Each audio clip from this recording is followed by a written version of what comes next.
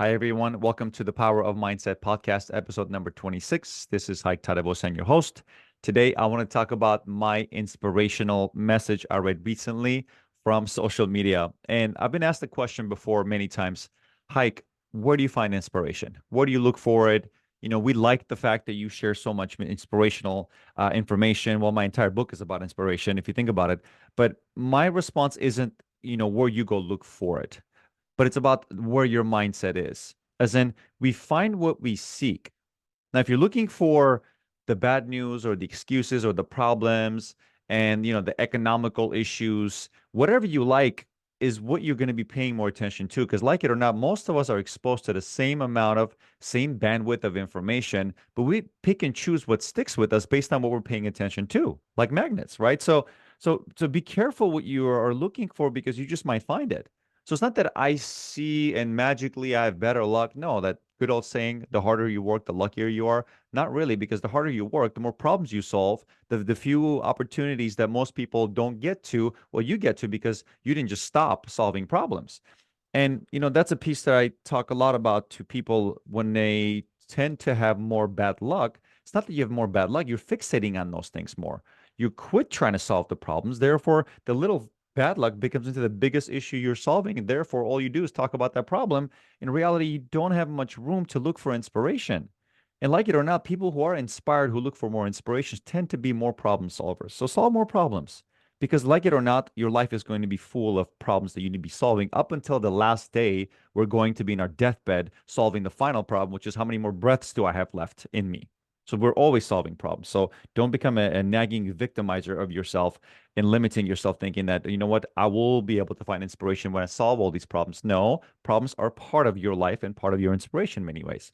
So again, this is the algorithmic thing social media has really figured out well because we are very predictive as human beings. Our patterns of what we like, what we share on social media is very predictive. Therefore, if you look at somebody's social media page, the news feed, the suggested posts that might be interest of them, it's funny how suggestive and how accurate they are based on what you share, what you like, and the content you are into.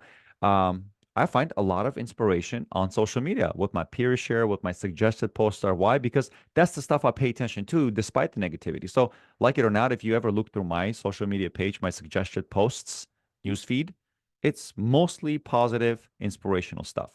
So be careful what you share and like too, because I think it's very important to have a social media page because most people nowadays start their day with checking their messages, checking what's going on social media. Build a social media that has a window of positivity for you because we all need it. Like it or not, the day is going to be full of negative stuff.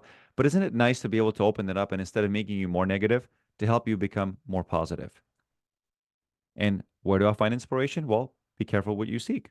We find what we seek. We surround ourselves with very like situational environments, which are the result of the way we think. So if you seek things that inspire you, you will find more things that inspire you. You will seek more excuses and negativity. Well, that's what you're going to find. So here's the quote. My friend Scott shared this on social media. He was reposting somebody else's post. And if I can give you a description of what to kind of think about what this looked like, essentially, this was a picture and it was highlighted and it was just a piece of paper that was printed out with this message on it, taped to a glass door of a business. And the message goes something like this. Today, you could be standing next to someone who is trying their best not to fall apart. So, whatever you do today, do it with kindness in your heart. Read that one more time. Today, you could be standing next to someone who is trying their best not to fall apart. So, whatever you do today, do it with kindness in your heart. It hit me. I got goosebumps. I'm actually, having goosebumps right now as I'm reading this message because we often forget what somebody might be going through, what somebody can be dealing with. And whatever the other person might be dealing with, right? Dealing about, thinking about, whatever the issues to them might not be an issue to us. A paper cut to somebody might be the end of the world to us, and paper cut to us that's end of the world to us might be nothing to somebody else. And paper cup is just a very dumb example to use, but if you think about what could somebody be dealing with, and I've had peers that have dealt with things that I had dealt with also that were very easy for me, and vice versa. I've had things that I've dealt where most people are like, "What's wrong with you, Hike? That should be an easy one." But for some reason, it wasn't easy for me. Why? I'm an emotional being. whatever the childhood trauma, whatever the lessons of my life, whatever the filter I had at the time of me dealing with the fact that that person said no to me, I got rejected. I took it so close to heart. I understand others can look at me and laugh and make fun of me. They don't understand that was 10 times harder on me that it could be on them, which is why it's very important for us to try to really put ourselves in other people's shoes and understanding if that's really hard on them, it wouldn't be hard on us. Well, how would we expect others to understand us when we're in a unique situation, when something we're going through that others shouldn't understand, but we want them to understand? Be the change that you want to see. A couple of points I made on this message in what I wrote took me like an hour to write. And, not that it's a chore. I love writing. I enjoy writing. It's the reason why I wrote a book.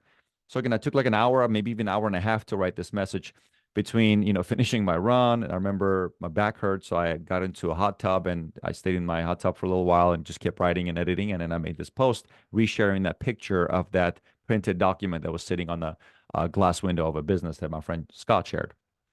Um, think of it this way, right? I say this a lot to my 7 and 9 year olds. As you can imagine, my 7 and 9 year olds, they argue a lot, they compete, they get emotional, they fight, they blame, they point fingers, they judge one another. They're kids. They're two boys, healthy kids. That's what young, healthy kids do. So in many ways, we accept the fact that that's how their behavior is because they don't know better. They don't know better. Our job is to teach them and mentor them and program them. So those things hopefully don't follow into adulthood because more of those childlike tendencies that follow us into adulthood, more problems we tend to get into. Now, there's laws and regulations trying to keep you away from being angry and not to punch people and not to judge and not to do things that kids do. That's why there's age restrictions on understanding certain things and laws built around those things. And a quote I tell my kids a lot is this: it's free to be nice. It's free to be nice. It's free to be nice. The amount of times I say that, they say it to me now sometimes when I'm getting short tempered with them. If you think about short temperedness, right? Childlike tendencies. But just because it's free, does that mean it's easy? Because things that are free don't necessarily make them to be easy because free things often can be very difficult. It's free to do push-ups. It's free to do pull-ups. It's free to skip the sugar. It's free to do a lot of things that are bad for you, or to stop to do a lot of things that are bad for you, or to start doing things that are good for you. But in reality, free does not mean easy. Free often can be very difficult. So it's easy to understand, but it's hard to do. That's why when I say it's free to be nice, if you think about it on a deeper level, it's very hard to be nice when you're emotional, when you're angry, when you're feeling short-tempered. It is free, but let's think about that for a second. The number one marketing word, 4 letters. Joke I usually make when I speak about marketing words, I always say free. The question asked, what is the number one 4 letter marketing word out there? Most people are like, I don't know. I'm like, it's re, rhymes with re and starts with an F. I can't tell you how many times people still couldn't guess it was free. It is a amazing marketing word, but difficult to do often. Let's think about some of these tendencies. Why are some of these tendencies childlike, and why do they actually follow us into adulthood and get us in trouble? Right. So let's think about this because a lot of our childlike tendencies really don't go away. We get better at masking them, we get better at controlling them because we realize how bad they are for us, but they come into our adult life. And in many ways, we destroy relationships with this. We destroy careers. We destroy meaningful moments in life. Why? Because we do things out of emotion. And I'll talk about pride in just one second. But here are some of the things I wrote down as far as what are some of the childlike tendencies I've noticed a lot of adults still have. And, I will say I'm an uncertified, unlicensed psychologist at this point, especially in my business with customers and my team and interviews and dealing with people. But these are the things that I've observed because I pay attention to people, human behavior a lot. It's what I do for a living. First one is I wrote down, we speak what we are thinking without thinking what we speak. As in, when you are blinded with emotion and anger, you just want to say what's on your mind. I'm going to give him peace of my mind. You heard of that saying? And we say things that we meant under temporary emotion, temporary feelings. And when temporary feelings go away, we realize, man, maybe I shouldn't have said that. That's why I think one of the best things to respond to people when we are emotional isn't necessarily saying something, but it's taking a deep breath. Because when emotions wear off, we're like, oh, we become regretful. So one of the biggest lessons I've learned, again, think before you speak versus speak what you're thinking. But unfortunately, we speak before we think. And some of the best response, especially when you catch yourself being emotional, especially when you notice you're being reactive and not proactive. Best response is a deep breath. Why? Because when we get into an emotional state, when we feel threatened, angered, right, when we're short tempered, like it or not, we have this very old mechanism, and I talk about this a lot. Our fight or flight mechanism kicks in. Our adrenal glands pump blood away from our brain into our major muscle groups like our quads, hamstrings, glutes, biceps, pecs to prepare us for what?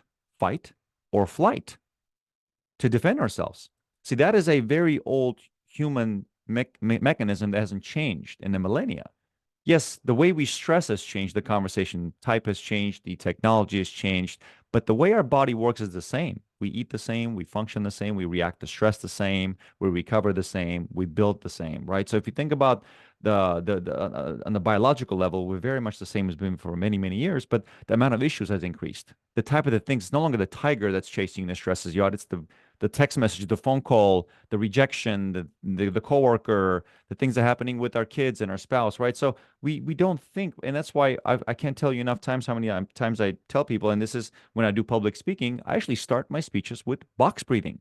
I make everybody get up. I make a little fine print that if you're not in a good medical condition, do not do this with us. I'm not responsible if you faint. But I do box breathing, 3 to 4 seconds in, 3 to 4 seconds hold, 3 to 4 seconds out, 3 to 4 seconds hold the air out. Do that 5 times. I even tell a lot of people that they're stuck listening to me for a few hours. We're going to have some weird eye contact over the next 5 deep breaths. But the reason why I do that is because it gets a lot of people's emotions out of the way. We can consume information better. We can talk better. We can present better. Actually, as a presenter, it helps me to do a better job when I start my speeches with box breathing. And that's a piece I tell a lot of people. If you feel like you're not going anywhere with an argument, trying to win an argument, well, you just might put somebody down that you don't want to put down. If you win, congratulations. You just lost because you put a meaningful person down. And typically we argue with meaningful people. You don't want to put anybody down, as a matter of fact, unless they're being assholes and there's, whole we're not here to talk about that. But let's talk about, do you really want to put somebody down? You shouldn't even put him down, because if you win that argument, you lost. And if you lose an argument, you lost. Sometimes the best response, take a deep breath. And if you got to walk away, come back in 10 minutes. But take some deep breaths so there's more blood back into your brain. Your adrenal glands are no longer active, and the blood and the oxygen is back into place what you use your head to think, to properly respond. Because sometimes those difficult conversations can turn into the best conversations if we are proactive versus reactive. So that's a piece can't talk enough about. And by the way, no exception to that rule. I respond on the intelligence level of a monkey to my spouse and my kids all the time. Why? Because I'm being reactive, not proactive. And that's our intelligence level in fight or flight. Monkey. And that's not a good time to have any meaningful conversations. We shout things out of emotion that we don't mean, which is a part of what I just said. We nag and complain. How often have we nagged and complained about something and it wasn't real? Wasn't real. It was fake, made up. I was just nagging, complaining, victimizing myself about waking up at a certain time or skipping a meal or doing a chore or completing a task at work or serving my spouse or my kids, right? We nag and complain about just stupidest things ever. And I think that's a piece that we don't take for granted, because nagging and complaining, like whatever we want to complain, nag, and make excuses about, you, it's an illusion, right? And I've always thought this about myself, and I'm thinking about like what is an illusion and versus a reality. And I came up with this saying: if you can manipulate the thought to think differently about it, as far as one thought makes you feel A, B, C, and then the same thought makes you feel like D, E, F, as in the way I'm thinking about this workout, I don't want to go, but then I go do the workout and all of a sudden I feel great. Okay, my thought process between what it was and what it actually did to me changed. So the way I felt about it was different. I was actually an actionable step away from loving what I was hating about an hour ago. Right? So if you can change your thought about something, it's an illusion. A lot of things we nag and complain about illusion. So it's not real. What's real? Can I change my thought process around this desk that this tripod's sitting on right now that's recording me? No. If I think of this table as a refrigerator, is it going to turn into a refrigerator? Answer is no. It's going to stay a table, right? So if you can manipulate it, it's an illusion. If you can't, it's real. And the things that we nag and complain about are usually not real. Self-imposed, self-limiting belief systems and excuses. So nagging, complaining, very childlike tendencies that follow us into adulthood. We judge others, but do the same thing that we judge others for. Don't eat the sugar. Don't do this. Don't curse. Don't drink alcohol. Work harder. Don't skip working out. Like there's so many hypocrites out there. We say stuff for the sake of pride, making ourselves feel good because we want to give advice to everybody, but we don't. I mean, there's ton of pastors who might preach on something and they don't follow, right? There's ton of the dietitians who say eat this way, but their diet sucks. There's ton of doctors who are telling you about being healthier, but in reality they're drinking themselves to sleep every other night, right? So there's a lot of issues with people when they're not leading by example, but in reality, it's a childlike tendency. It gets worse or hopefully better with time, but I can't tell you how many people do that. Judging is a really, really bad thing, and we somehow are predisposed of doing that a lot. Again, I've seen this happen. People come sit in the very front row of church and go outside and start judging everybody. But it's like, isn't it the whole idea of not to judge is a reason for being religious? Because judging is a sin. Again, I have some friends who are not religious, and I can't tell you how often they're blaming the people who go to church. But my feedback to them has been, it's not the fact that it's the religion that's judging you. It's just a bad actor. There's plenty of bad actors. Like there's bad actor doctors, there's bad actor professionals, there's bad actor lawyers, there's bad actor police officers. They might be doing something as their job, and in reality, they're bad actors because that's not what they really believe in. They just kind of do that for their job. Right? There's people who go to church who pretend to be great, and in reality, they go put the atheists and other people down so bad that they give them 10 times bigger reason why they don't like religion. In reality, I think it's a duty we religious people have not to judge, but by lead by example. If you're telling somebody else not to eat sugar, you better not be eating sugar yourself. Because as soon as you do, guess what happens? You're a hypocrite, right? So again, kids do this all the time. Adults do this all the time. We get angry and emotional, yes, all the time. We fight and argue, right? That's a result of fight or flight mechanism. I can't tell you how many times I've gotten into fights and arguments where I'm like, man, what the hell was I thinking? I actually wasn't thinking. There's not enough blood and oxygen in my brain. What I should have done is taken a couple of deep breaths, maybe walked away. Because I can't tell you how many times I've heard this from professional fighters, from world level athlete trainers, coaches. Best self defense in martial arts is walk away. Walk away.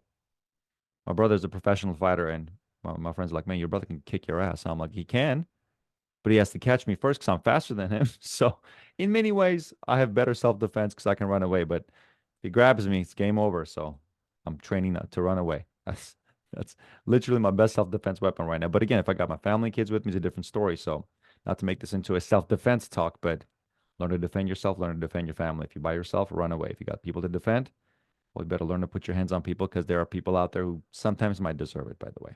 So I don't want to come off like this um, angel on this podcast that absolutely is perfect. No, I make mistakes. I've gotten into issues and troubles before in my life. I'm working on it. I've said things I haven't meant, and I still do, by the way.